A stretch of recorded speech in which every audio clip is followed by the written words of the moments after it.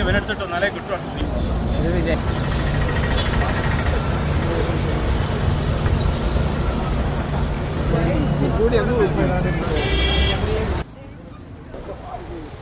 ഇന്ന് കോഴിക്കോടാണുള്ളത്. നമ്മുടെ രാഹുൽ ഗാന്ധിയുടെ ഏതാനും നിമിഷങ്ങൾക്കുള്ളിൽ എത്തിച്ചേരും. ലക്ഷങ്ങളാണ് ഇവിടെ എത്തിച്ചേർന്ന പരിപാടി തുടങ്ങാൻ. ജനാവലിയാണല്ലോ അല്ലേ? ജനാവലിയാണ്. പിന്നെ വെയിലിനെ വക നോക്കാതെ ഒരുപാട് ആൾക്കാർ ഇവിടെ. നമ്മുടെ ഇവിടെ അങ്ങോട്ട് പള്ളി പോയല്ലേ നമ്മള്.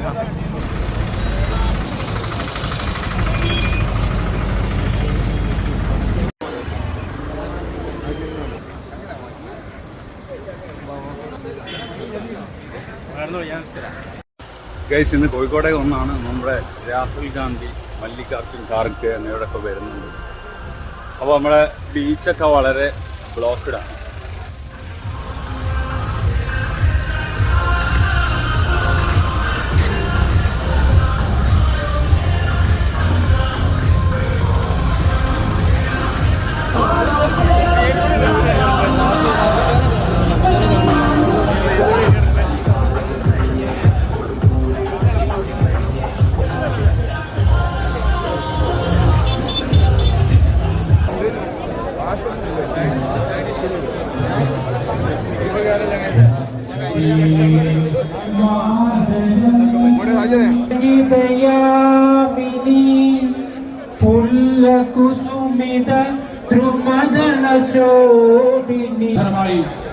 മറ്റൊരു ജനസാഗരം ഒരുക്കാൻ കോഴിക്കോട് ജില്ലയിലെ വിവിധ ഭാഗങ്ങളിലെത്തിയ ഐക്യ ജനാധിപത്യ പ്രവർത്തകരെ, സഹോദരി സഹോദരന്മാരെ, സുഹൃത്തുക്കളെ, ഇത് കോഴിക്കോട് ജില്ലയിൽ മുൻ പ്രതിപക്ഷ നേതാവ്, കേന്ദ്രയുടെ ചെയർമാൻ, കേരളത്തിലെ കോൺഗ്രസുകാരുടെ പ്രിയപ്പെട്ട നേതാവ് ശ്രീ രമേശ് ചെന്നിത്തലയെ ഈ ചടങ്ങിലേക്ക്, മുൻ KPCC പ്രസിഡന്റ്, കേരളത്തിലെ കോൺഗ്രസിന്റെ കരുത്തിന്റെ പ്രതീകമായ ശ്രീ കെ സുധാകരൻ എംപിയെ ഈ ചടങ്ങിലേക്ക് കോൺഗ്രസ് വർക്കിംഗ് കമ്മിറ്റി അംഗം ശ്രീ സച്ചിൻ പൈലറ്റിനെ ഈ ചടങ്ങിലേക്ക് സ്വാഗതം ചെയ്യുന്നു. അഭിനന്ദനായ കർണാടക മന്ത്രി ശ്രീ KJ ജോത്സാറിനെ വേദിയിലേക്ക് സ്വാഗതം ചെയ്യുന്നു. കർണാടക മന്ത്രി ശ്രീ കൃഷ്ണബൈലോടിയെ ചടങ്ങിലേക്ക് സ്വാഗതം ചെയ്യുന്നു. AICC സെക്രട്ടറി ശ്രീ മൻസൂർ അലി ഖാനെ ഈ ചടങ്ങിലേക്ക് സ്വാഗതം ചെയ്യുന്നു. ഇന്ത്യൻ യുവത്വത്തിന്റെ പ്രതീകം, ഇന്ത്യൻ നാഷണൽ കോൺഗ്രസിന്റെ ഏറ്റവും പ്രഗത്ഭനായ സമാനാധ്യ നേതാക്കളുണ്ട്. KPCCയുടെ ജനറൽ സെക്രട്ടറി, ഈ മണ്ഡലത്തിലെ ഐക്യ ജനാധിപത്യ സ്ഥാനാർത്ഥി ശ്രീ K ജയന്തിനെയും സൗത്ത് മണ്ഡല സ്ഥാനാർത്ഥി അഡ്വക്കേറ്റ് ഫൈസൽ ബാബുവിനെയും മറ്റു കടന്നു വന്ന ഈ ജില്ലയിലെ മുഴുവൻ സ്ഥാനാർത്ഥികളെയും ജനാധിപത്യ വിശ്വാസികളെയും ഇന്ത്യൻ നാഷണൽ കോൺഗ്രസിന്റെയും ഇന്ത്യൻ മുസ്ലിം ലീഗിന്റെയും എല്ലാ നേതാക്കളെയും അതോടൊപ്പം ഒരാളായി മാറി ഇവിടെ ഒരു വലിയ ജനസഹസ്രമായി മാറിയ നിങ്ങൾ ഓരോരുത്തരെയും അറബിക്കടലിന് സമാന്തരമായി മറ്റൊരു സാഗരം സൃഷ്ടിക്കുവാൻ തയ്യാറായി നിങ്ങൾ ഓരോരുത്തരെയും സ്വാഗതം ചെയ്തുകൊണ്ട് ഞാൻ എന്റെ സ്വാഗത പ്രസംഗം അവസാനിപ്പിക്കുന്നു. ഈ ചടങ്ങിൽ അധ്യക്ഷത സംസാരിച്ച അതിശക്തമായ തിരിച്ചറിയില്ല, ജനങ്ങൾക്ക് തെറ്റുപറ്റി എന്നാണ് അവരിപ്പോൾ വിലയിരുത്തിക്കൊണ്ടിരിക്കുന്നത്. അവര് കേരളത്തിന്റെ മാത്രമല്ല രാജ്യത്തിന്റെ പ്രിയങ്കരനായ രാഹുൽ ഗാന്ധിയെ BJPയുടെ B ടീം എന്ന് വിളിച്ച് അധിക്ഷേപിക്കാൻ മാത്രം കേരളത്തിലെ മുഖ്യമന്ത്രി വളർന്നിട്ടില്ല എന്ന് തെളിയിക്കാൻ നമുക്ക് സാധിക്കണം.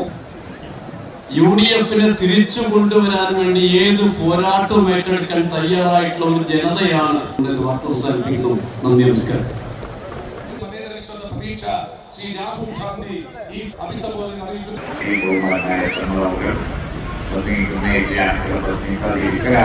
വേണ്ടത് എന്നുള്ളത് എനിക്ക് നന്നായി അറിയാം.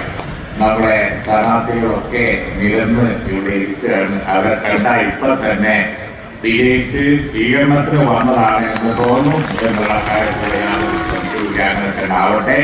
13 ഞങ്ങൾക്ക് വരാറുണ്ടതിൽ 16 അതുകൊണ്ട് ഈ ഭാഗത്തേക്ക് തിരിഞ്ഞു നോക്കണ്ട ഈ തെരഞ്ഞെടുപ്പിൽ എന്നാണ് എനിക്ക് കടവത്തോട് പറയാനുള്ളത്. എന്റെ വാക്കുകൾ നിർത്തുന്നു. കേരള പ്രദേശ് കോൺഗ്രസ് കമ്മിറ്റിയുടെ ബഹുമാന്യനായ പ്രസിഡന്റ് ശ്രീ സണ്ണി ജോസഫ്, ഏറ്റവും പ്രിയങ്കരനായ ഇന്ത്യൻ നാഷണൽ കോൺഗ്രസിന്റെ അധ്യക്ഷൻ, രാജ്യസഭയിലെ കോൺഗ്രസിന്റെ പ്രതിപക്ഷ നേതാവ് ശ്രീ മല്ലികാർജുൻ ഖാർഗെ, ഇതെല്ലാം ഇന്ന് ഇല്ലാതാകുന്നു എന്നുള്ളതാണ് സത്യം. കേരള മോഡലിന് നിറം അംഗീകരിക്കുന്നു. കേരളത്തിൽ UDF മുന്നോട്ട് വരികയാണ്. കൂടുതൽ തൊഴിലവസരങ്ങൾ ഉണ്ടാക്കാൻ കഴിയുന്ന, കൂടുതൽ നിക്ഷേപങ്ങൾക്ക് അവസരം കൊടുക്കുന്ന, കൂടുതൽ വിദ്യാഭ്യാസ രംഗത്ത് മാറ്റങ്ങൾ ഉൾപ്പെടുത്താൻ കഴിയുന്ന, സാധാരണക്കാരന്റെയും പാവപ്പെട്ടവന്റെയും ജീവിതത്തിൽ വലിയ മാറ്റങ്ങൾ ഉണ്ടാക്കാൻ കഴിയുന്ന തരത്തിലേക്ക് ഈ കേരളത്തെ മാറ്റിയെടുക്കാൻ നാം കൂട്ടായി പരിശ്രമിക്കണം. ഇന്ന് ഈ ചടങ്ങിൽ വരേണ്ടതായിരുന്നു. അദ്ദേഹം ഓൺലൈനായി നമ്മളോട് അഭിസംബോധന ചെയ്യുന്നുണ്ട്. ഒരു കാര്യം ഞാൻ പറയുന്നു, ഈ കേരളത്തിലെ ജനങ്ങളെ അണിനിരത്തിക്കൊണ്ട് ഒരു വലിയ പോരാട്ടത്തിന് നമ്മൾ തയ്യാറെടുക്കുമ്പോൾ ഈ പോരാട്ടം കേരളത്തെ രക്ഷിക്കാനുള്ള പോരാട്ടമാണ്. പിണറായി വിജയൻ എന്ന ഏകാധിപതിയുടെ ഭരണത്തിന് അന്ത്യം കുറിക്കാൻ അവസാനം വരെ ഓരോ UDF പ്രവർത്തകനും പോരാടുക തന്നെ ചെയ്യുമെന്നുള്ള പ്രഖ്യാപനവുമായിട്ടാണ് നമുക്ക് മുന്നോട്ട് പോകേണ്ടത്. അതിലെല്ലാവരും തയ്യാറാകണമെന്ന് അഭ്യർത്ഥിച്ചുകൊണ്ട് എന്റെ വാക്ക് നിർത്തുന്നു. നമസ്കാരം. Jai Hind. All India Congress committee president Anjali, വേദിയിലെ വിശിഷ്ട അതിഥികൾ, എന്റെ പ്രിയമുള്ള സഹോദരി സഹോദരന്മാരെ, ഞാനിവിടെ കയറി വരുമ്പോൾ സത്യത്തിൽ വിസ്മയിച്ചാണ് നിങ്ങളെ ഞാൻ നോക്കിക്കാണുന്നത്.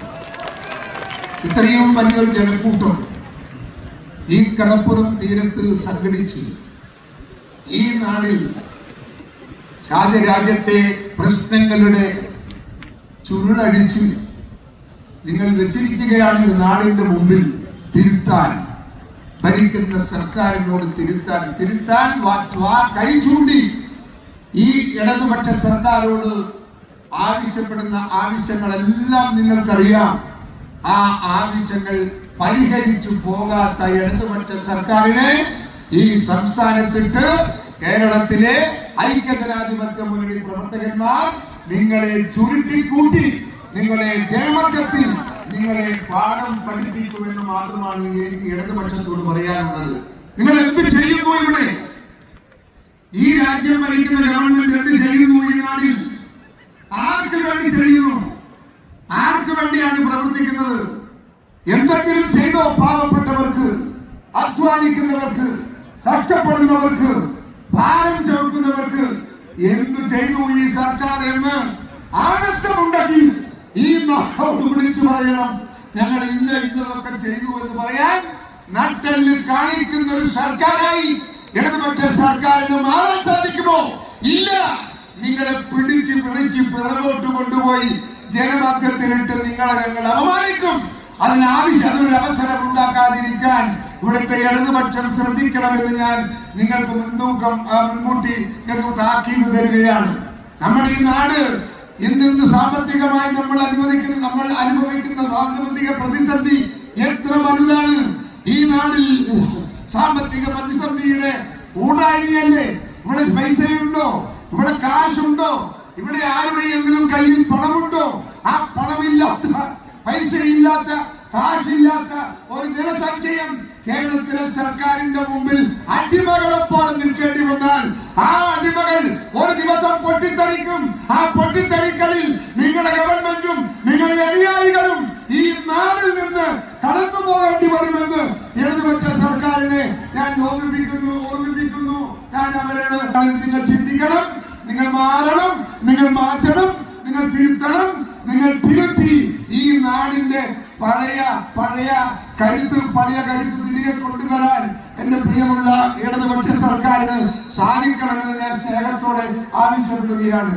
ഈ നാടിൽ കള്ളത്തരം മാത്രമാണ്, കൊള്ളയാണ്, സ്വർണ്ണക്കടത്താണ്. സ്വർണം കടത്തിക്കൊണ്ടുപോയ ഒരു നാട് ഇതുപോലെ സ്വർണം കടത്തിക്കൊണ്ടുപോയ പച്ചയായി സ്വർണം കടത്തിക്കൊണ്ടുപോയ ഒരു നാട് നമ്മൾ എവിടെയെങ്കിലും കണ്ടിട്ടുണ്ടോ എന്ന് എന്റെ പ്രിയപ്പെട്ടവർ ആലോചിക്കും.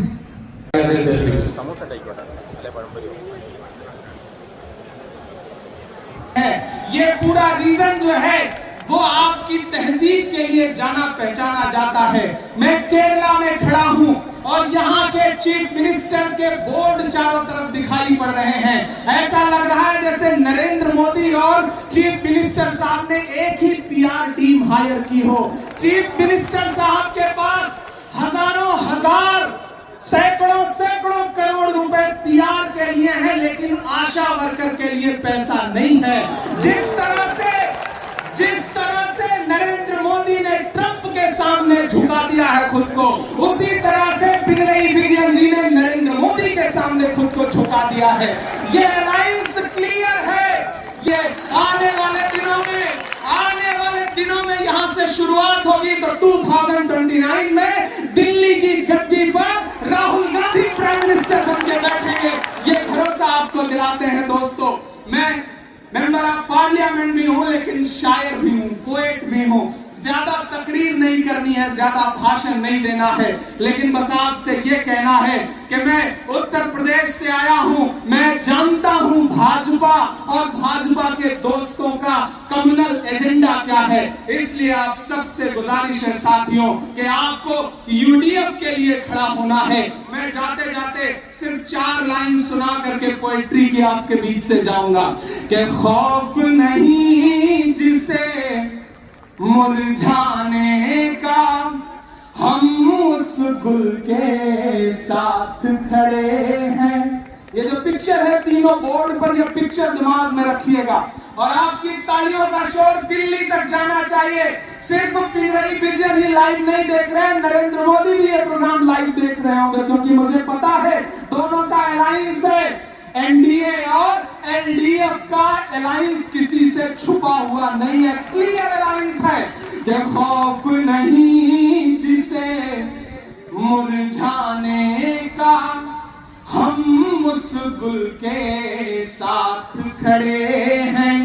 खौफ नहीं जिसे मुरझाने का, हम उस गुल के साथ खड़े हैं। നൂറിലധികം സീറ്റുമായി ടീം UDF അധികാരത്തിലേക്ക് തിരിച്ചു. കേരളത്തിലെ ജനങ്ങൾ 2 തീരുമാനം ഈ തെരഞ്ഞെടുപ്പിലുണ്ടാകും. ഒന്ന്, ഈ 10 വർഷക്കാലത്തെ ദുർഭരണത്തിന് അന്ത്യം കുറിക്കും.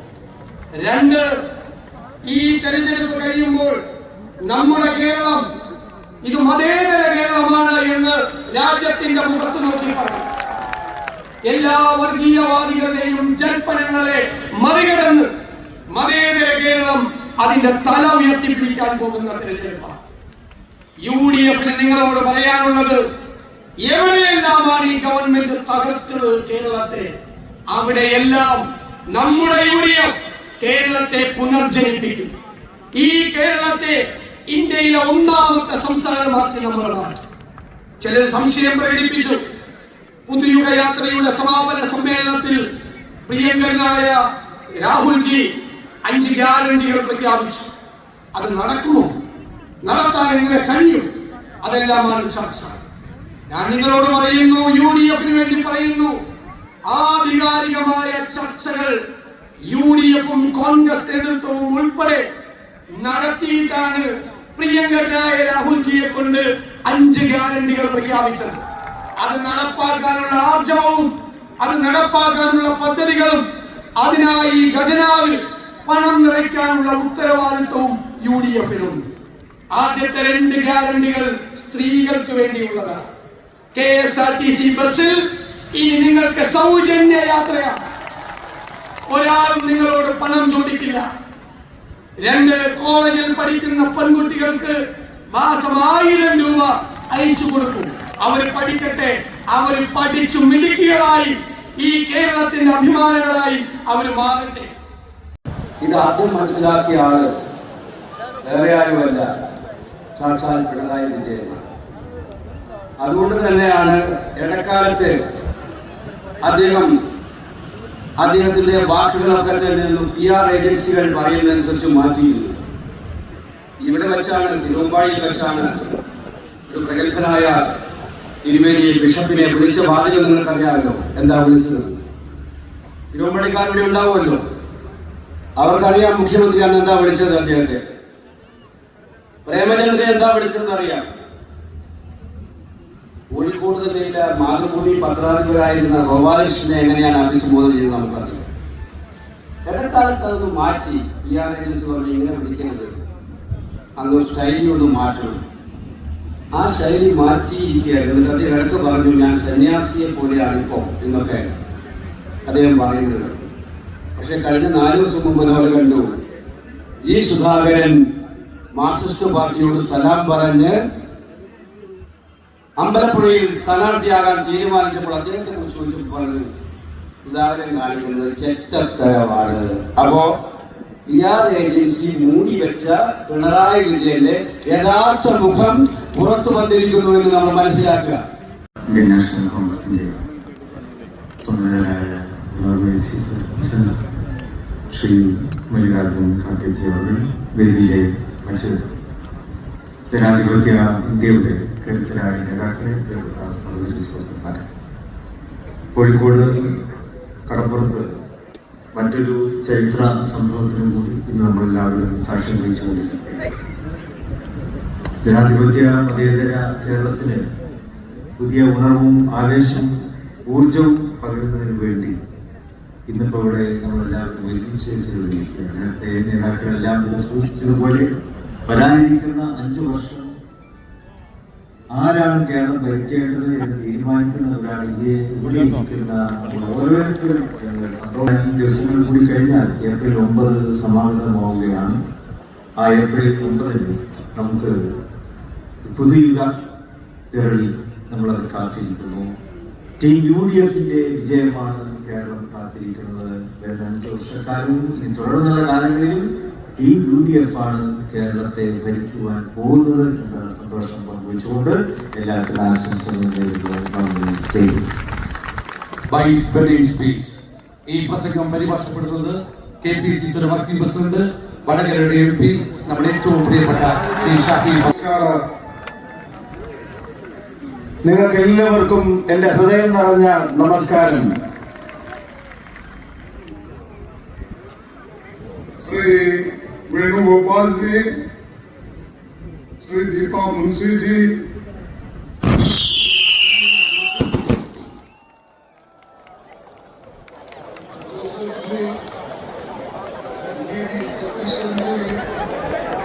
शहीद सादिक अली कंगल जी, के सुधाकर जी, रमेश चंद्रकला जी, PK कुकम ji, MK Raghavan ji, Sachin Pilot ji, KG George ji, Imran फुतागड़ी ji, Shafi Karangal ji, Naveen PCC president, all brothers and sisters who are sitting here, and also my media friends. അധ്യക്ഷവേദിയിലെ പ്രിയങ്കരായ നേതാക്കന്മാരെ, എനിക്ക് ഏറ്റവും പ്രിയപ്പെട്ട ഇവിടെ ഇരിക്കുന്ന എന്റെ പ്രിയങ്കരായ സഹോദരി സഹോദരന്മാരെ, പ്രിയങ്കരായ മാധ്യമ പ്രവർത്തകരെ, Today we launch the campaign of UDF with one mission: to restore Kerala to the people it belongs to.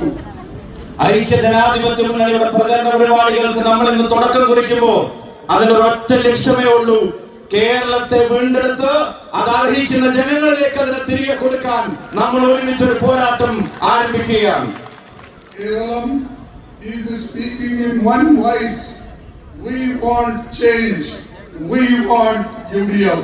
ഒരേ ശബ്ദത്തിൽ കേരളം പറയുന്നു, ഞങ്ങൾക്കൊരു മാറ്റം വേണം, കേരളത്തിൽ ഐക്യ ജനാധിപത്യ മുന്നണിയുടെ ഭരണം വരണമെന്നാണ് ഒരേ ശബ്ദത്തിൽ കേരളം പറയുന്നത്.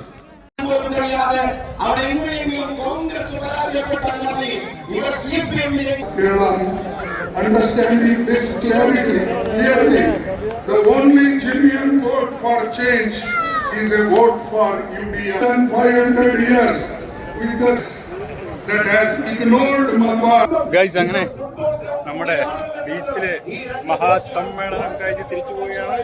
അപ്പൊ രാഹുൽ ഗാന്ധി ഇന്ന് വന്നില്ലല്ലേ? രാഹുൽ ഗാന്ധി വന്നില്ല, എന്നിരുന്നാലും മല്ലികാർജുൻ ഖാർഗെ ഈ പരിപാടിയെ സംബന്ധിച്ച് ഷാഫി പറമ്പിലെ ട്രാൻസ്ലേറ്റ് ചെയ്യാൻ ആ പ്രസംഗം വളരെ ആൾക്കാരല്ലേ, ജനലക്ഷങ്ങൾ തന്നെ പറയാം. UDF വരുന്ന ഉറപ്പായില്ലേ? UDF 100% വരുന്നത് ഉറപ്പാണ്. ഉറപ്പില്ലാത്തത് ജനങ്ങൾക്ക് മൊത്തത്തിൽ ഉറപ്പാണ്.